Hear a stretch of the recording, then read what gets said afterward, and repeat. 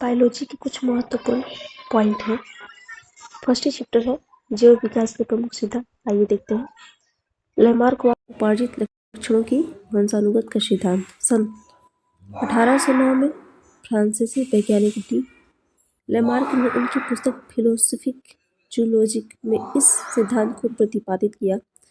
इसके अनुसार वातावरण, आवश्यकता एवं उपयोग के आधार पर प्राणियों की संरचना में परिवर्तन हो सकता है तथा धीरे धीरे ये परिवर्तन एक पीढ़ी से दूसरे पीढ़ी में वंशानुगत हो जाते हैं तथा नई जाति का विकास होता है।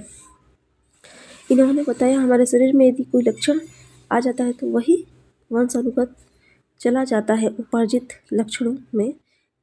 कुछ समय तक इनके सिद्धांत को लोगों ने फॉलो भी किया, लेकिन इन्होंने जो सिद्धांत दिया वो गलत हो गया, क्योंकि इन्होंने बताया कि जो संरचना में परिवर्तन आता है वो वातावरण की वजह से आता है।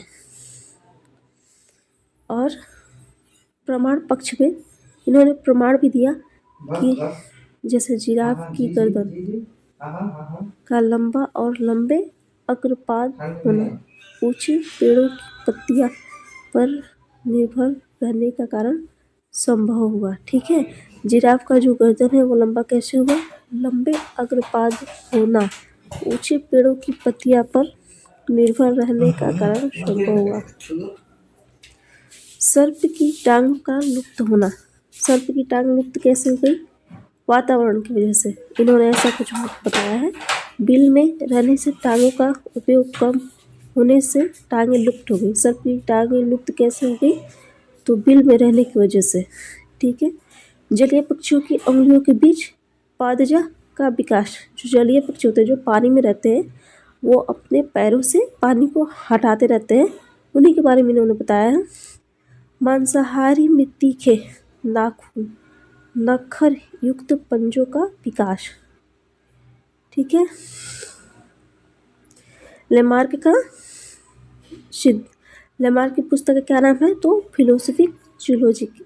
ये आता है एग्जाम में, देखते हैं। ठीक है, अब आते हैं कौन? तो वीजमैन। जनन द्रव की निरंतर का सिद्धांत।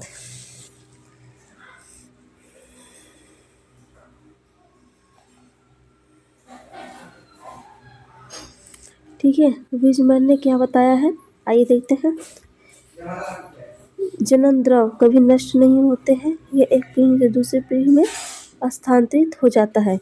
विभिन्नताएं जनन द्रव द्वारा ही वंशागत होते हैं, अर्थात अगली पीढ़ी में जाती है। इन्होंने ऐसा करने के लिए क्या किया है?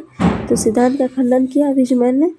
और चूहों पे इन्होंने क्या किया है? प्रयोग करके देखा है। 20-22 पीढ़ियों की पूछें काट देने पर भी पूछ समाप्त नहीं होंगी। ठीक है, भारत में सदियों से कान व नाक छेदे जाते हैं, परंतु ये लक्षण वंशानुगत नहीं हुए। निष्कर्ष, सभी उपार्जित लक्षण या वातावरणीय विभिन्नताएं वंशानुगत नहीं होती, अर्थात एक पीढ़ी से दूसरी पीढ़ी में नहीं जाती। ठीक है, इन्होंने चूहे पर क्या प्रयोग किया कि 20-22 चूहे के जोड़े लिए और उनके पूछों को काट के देखा कि अगली पीढ़ी में ऐसा होता है कि नहीं, अगली पीढ़ी में पूछे ना है, लेकिन ऐसा नहीं हुआ। फिर इन्होंने लड़कियों को और औरतों को देखा कि मतलब उनकी कान और नाक जो है छेदी जाती है, तो फिर जो लड़कियां होती हैं तो उनकी नहीं होती है। तो इनका भी जो सिद्धांत था वो सफल नहीं हो पाया। सभी उपार्जित लक्षण या वातावरण की विभिन्नताएं वंशानुगत नहीं होती, अर्थात एक पीढ़ी से दूसरी पीढ़ी में नहीं जाती है। ठीक है, लैमार्क का पुस्तक का नाम फिलोसफिक जूलॉजिक और वीजमैन। अब आते हैं कौन? Origin of species. ब्रिटिश प्राकृतिक वर्णन का सिद्धांत डार्विनवाद। इनके सिद्धांत को लोगों ने फॉलो किया। ठीक है, माना भी। ब्रिटिश प्राकृतिक वैज्ञानिक चार्ल्स रॉबर्ट डार्विन 1809 से 1882 ईस्वी ने दिया। 1859 में चार्ल्स डार्विन ने प्राकृतिक चयन द्वारा ऑर्गेनिज्म ऑफ स्पीसीज। डार्विन का पुस्तक का नाम ऑर्गेनिज्म ऑफ स्पीसीज। लैमार्क का पुस्तक का नाम फिलोसफी जूलॉजिक। जाति की उत्पत्ति नामक पुस्तक में इस सिद्धांत को बताया। डार्विन के प्रमुख विचार निम्न हैं। उन्होंने ऐसा बताया, जीव जंतुओं में संतान उत्पन्न करने की प्रचुर क्षमता। इन्होंने बताया कि जैसे मनुष्य संतान उत्पत्ति करने का प्रचुर क्षमता है, उसी तरह से जीव जंतुओं में भी संतान उत्पत्ति करने की प्रचुर क्षमता है। तो इनका सिद्धांत सही है। जीवन संघर्ष हो जाता है। अंतर्जातीय तथा वातावरणीय। फिर बच गया तो अंतर्जातीय, अपने ही जातों से क्या संघर्ष करना पड़ता है, और वातावरणीय विभिन्नताएं, योग्यतम का वर्ण, अनुकूल लक्षणों की वंशानुगत नई जातियों की उत्पत्ति। इस सिद्धांत के अनुसार विभिन्नताएं तथा अनुकूल लक्षणों के वंशानुगत हो जाने से प्रत्येक पीढ़ी अपने पूर्वजों से विकसित, संगठित एवं भिन्न होती है तथा धीरे धीरे नई जाति का विकास होता है।